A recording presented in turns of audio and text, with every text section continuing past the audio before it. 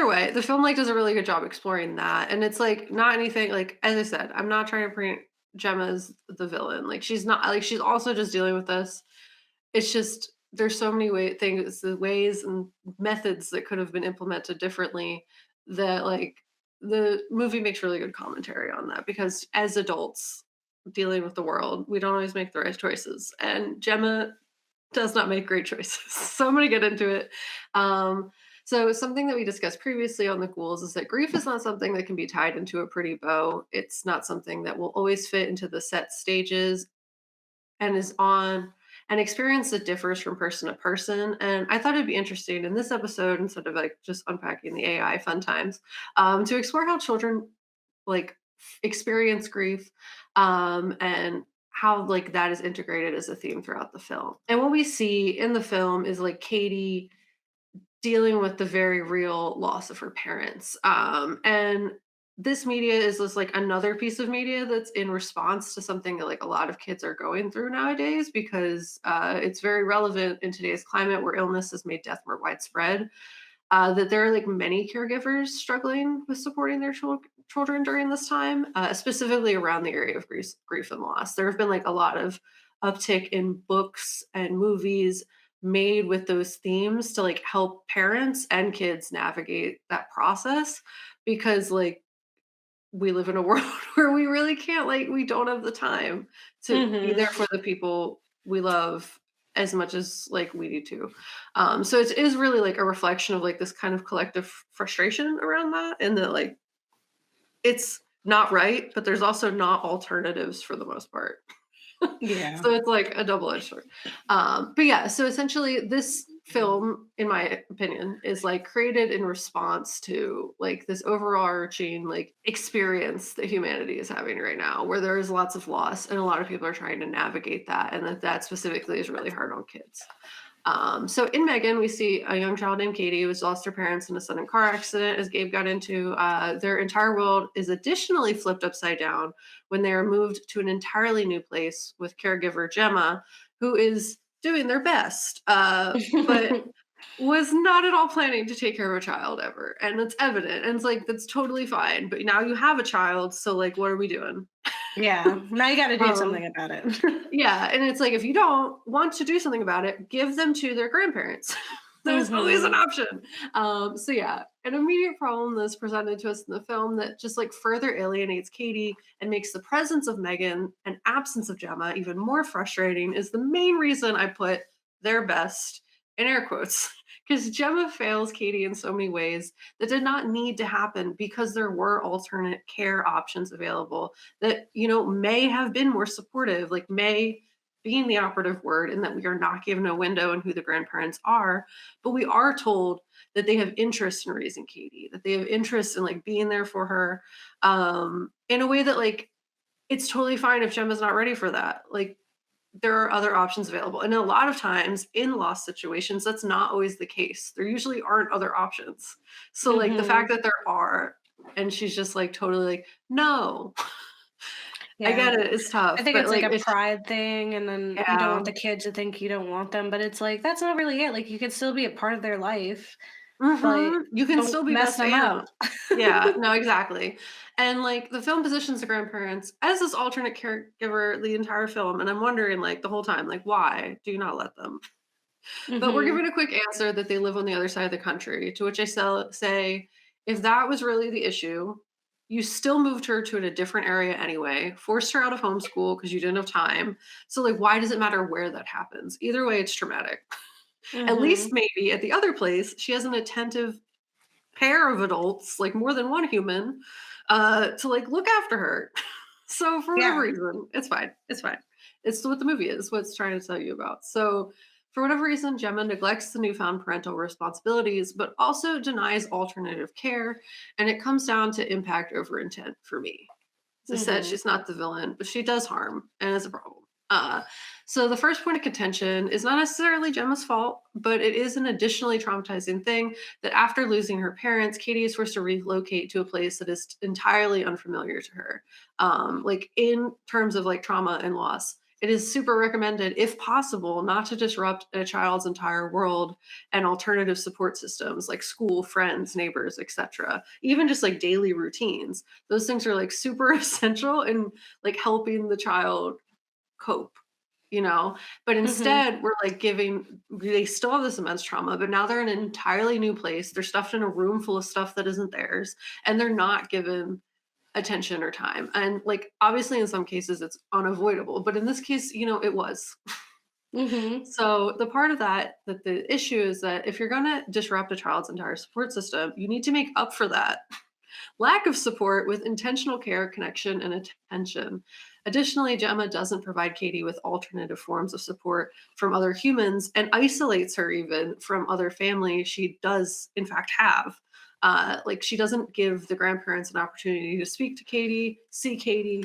There's like really no effort put there. And it's just like Mhm. just a weird thing. I just don't understand why. Like, you could at least like have her talk to them on the phone. I don't know. Mhm. And it's also a movie, so like maybe we don't get to see that and she does. I don't know. But Gemma does not give Katie the care that she needs. And honestly, like Loki like neglects her the entire film. No, high Uh key. High key neglects her. Like she just is not there. She leaves her at home by herself. Like it's a whole thing. Because like I get it. She's dealing with the loss of her sister in her own way, and that exists, but it also like she has never had to care for another human in the way that Katie needs. And like it's just so glaring when you see like just the way she takes Katie in. So what is additionally frustrating is it doesn't seem like this comes from like necessarily a lack of love, because she wants Katie there. It seems there's like moments where there's like, oh, I do like care about this kid, but there's just such a level of like ignorance and lack of understanding that like exists the entire time. And it's like there's also instances where like you could have researched and you didn't. Mhm. So when the caseworker informs Gemma that she may not have known what she's taking on, Gemma immediately becomes defensive and honestly performative in trying to appear like a loving guardian, like awkwardly and ingenuinely. Gabe described it like in the toy scene where she's like, Mhm. "Of course you can play with this. I never said you couldn't." It's like, "Yes, you did, but yes, you did. Don't Yeah. act fake in front of this lady. What are you doing?" But we get why, because she doesn't want Katie taken away, and it's just like it's awkward. So unfortunately, what Gemma does in the movie is actually fairly common when dealing with loss. In fact, many adults in the lives of children have a hard time caring for a child while processing their own loss and grief. In an article on American Academy of Child and Adolescent Psychiatry titled Grief in Children, they say that adding to a child's shock and confusion at the death of a brother, sister, or parent is unavailability of the other family members who may be so shaken by grief that they are not able to cope with the normal responsibility of childcare. An adult's inability to process their own feelings on the grief, unfortunately, can just like add to and like exacerbate the child's adverse reactions to the grief. So the absence of supportive figure can lead to just like overall regression in the child, Mhm. that as a like response within their minds and bodies to make their care needs more obvious. So they're realizing they're not getting what they need and they're in a state of stress. So their body and their mind activates and is like, all right, I got you. We're Mhm. going to make sure we're heard now. So this usually presents itself when a child is grieving in the form of like acting younger than they are, or speaking in baby talk, or kind of regressing back to an earlier age. Mhm. Kinda like outwardly being like, "I need help," with things that, like, they usually didn't need help before, but, like, it's just a response to them being like, "I need attention and affection Something. and care Yeah. because 'cause I'm, like, sad." And their body can also respond in like subconsciously in a response to the grief that signals the adults around them like we need help. And this is usually shown in a child like wetting the bed or having other physical responses like stomach pain, headaches, etc. Sometimes hives. It's like a body's response to stress as like an outward call that's like, oh, you can't ignore this. So for a child Katie's age that we see unfold, basically what we see unfold for the child Katie's age, which is 9 years old, I believe, it's Mhm. pretty spot on. And in an article on kidshealth.org titled "Bereavement Reactions of Children and Young People by Age Group," they unpack this, as I said, by age group. So Katie being 9 years old. between the ages of 5 and 12 is stated to exhibit the following possible reactions to grief. And I'm going to kind of outline like the things that are common and then the things Katie does do. And a lot Mhm. of them she does. It's pretty spot on. Yeah. So it's like maybe they read articles before making the movie or something. Yeah, that's so cool. So if you're reading the blog, I put what's said in the article in red and what Katie does in black. So just in case. Mhm. So common reactions, blaming themselves for the person's death, looking for or sensing the person's presence. I didn't see instances of that, not that I remember at least. Um, but I there, think the blaming themselves, I think yeah, she did blame that car accident on herself. at the beginning. Like she thinks that she was distracting them. Okay. So yeah, so then she does do that at the beginning.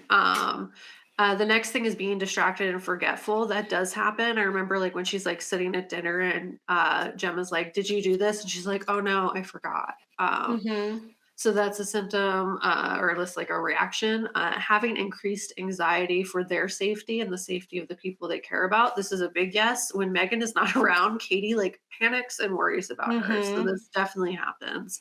Not wanting to be separated from caregivers. We see this in Katie's intense attachment to Megan.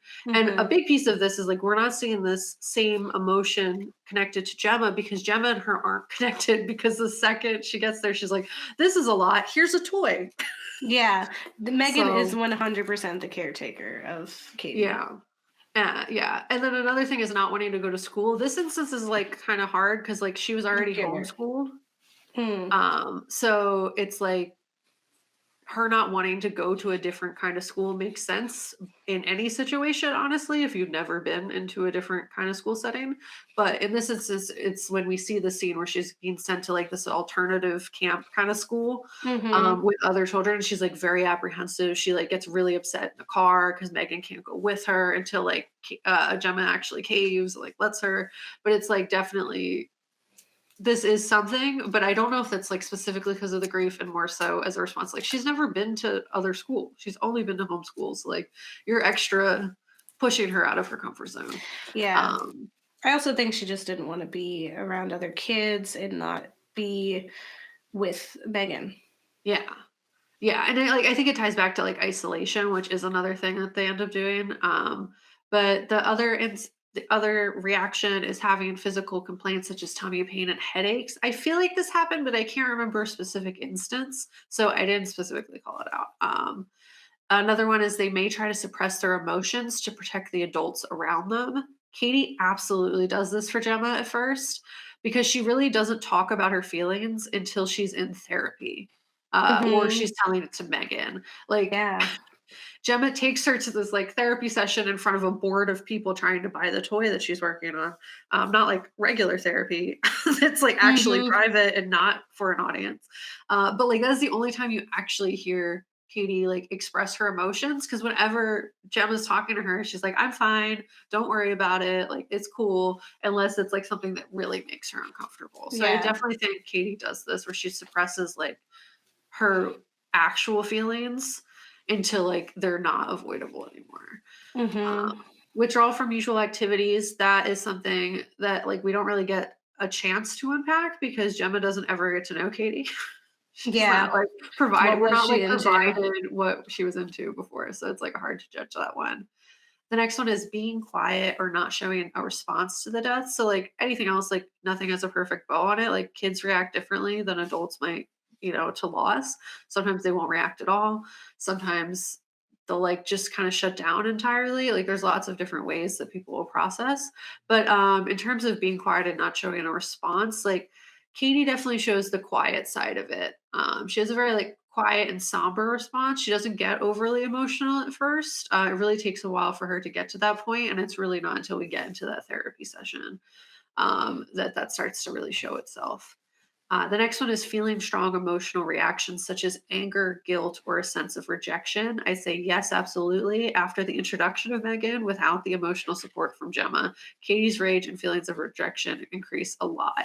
And if Yeah. anything, kind of like what you were saying, Gabe, where it's like Gemma didn't wanna give her up because she didn't want her to feel like she wasn't wanted. Well, she already felt like she wasn't wanted because you threw a Mhm. doll at her and, like, literally never spend any time with her, so she feels like a burden to you. So, like, obviously, this feeling of rejection is potent, and you can tell in, like, how she, like, reacts to just every situation that she gets put into after she kinda has Megan as a support system, and also, like, anytime Megan is, like, possibly taken away. The next one is like obvious behavioral issues such as aggression, tantrum, defiance, getting into trouble at school. Absolutely, yes. After the introduction of Megan, does Katie experience all those things? Um, may try to please adults and take on adult responsibilities. I wasn't sure about this one. I basically say like her acceptance of whatever Gemma is asking her to do, despite the fact she's unhappy, showed that for me. But like there were instances where she was like openly defiant. So not entirely sure. And then change in eating and sleeping habits. Katie at the beginning was having trouble sleeping. I do remember that as a plot point. And also she like really doesn't seem thrilled about anything Gemma makes her to eat. Mhm. So I feel like both of those were true. It's basically like until Megan's introduced as a sleep aid, Katie does not sleep. And then temporary regression and embarrassment around being different. I think the embarrassment around being different was present, but I didn't really notice any like regression into like acting younger. I'd say like it's like the one symptom that I didn't pick up on at all. Hmm. Um, but yeah. So the article goes on to describe the ways to best support a child of that age who's experiencing grief. And I will say, none of what was recommended of the things listed are things that Gemma did. She did none of them. And Hmm. it's like really interesting because for how intelligent and prone to research she is, it's just surprising how little she uses the technology she creates to like learn how to best support Katie. Like she builds robots, but can't Google how to support a grieving child. It's just really weird. She can't be bothered to do that. That's where I'm like, it's just like it's like intentional ignorance. It's like really rude. It's neglect Mhm. Yeah. ultimately, Yeah. but Yeah. what it is. So if you're dealing with grief and loss with a child, there are some ways to support. And again, I'm going to go through like, does Gemma do this? And the answer for almost every single one is no. So just as spoilers for the next 5 minutes of your life. So ways you can support a child going through grief, specifically for that age bracket, is reassure your child that they are safe and say who is looking out like looking for them after them. So like essentially, like, if anything happens to you, who's next in line? Because if they've already lost someone, that's going to be an anxiety that they have. So they're going to need to know, like, if something awful happens again, where do I go? So that there's some sort of like support and like control. Mhm. Um, 'Cause now they again, know it's a possibility. because you're like giving like a lot of kids developmentally don't understand what loss is. They think it's not permanent. They think it's something that like you can come back from like in a video game or like in a TV show. And that's just not the case. And it's just something that's really hard for them to process. So once it's brought to their attention, sometimes they don't realize the permanence of it. But a lot of the times it's like that fear of, oh, this happened once, it can happen again. Who is it going to happen to next? And then like that anxiety is a thing the child's going to have to deal with. So to alleviate that, you give them like a clear understanding of like, if God forbid something happens to you, where would they go? So obviously Gemma doesn't do that. I think it's obvious that she probably would go to her grandparents, but that's like never explicitly talked about. Um, Essentially, the next way to support is keeping a routine and normal boundaries around expected behavior. Gemma doesn't do this, but Megan does. So, like, all the cute montage of the Mhm. routines, that does happen, but it is not done by the actual, like, guardian. So, the next way you can support is tell them that you know they are sad and use words to describe the feelings. This finally kind of happens at the end of the film, Yeah. but at no point beforehand where Gemma, like, realizes she needs to do better by Katie and is, like, finally like, "It's hard, you know? We Yeah. both loved my sister, they were your mom. We love them, and this is really hard." And it's, like, the first, like, connection piece that you kinda get between them, but, like, until then, that does not happen at all. It's crazy. You think, like, more murder would not need to take attempted murder would not need to take place to have that, but it's okay. Another way to support is keep separation from loved ones and adult caregivers to a minimum. Absolutely does not happen in the film. She leaves Katie alone all the time. Mhm.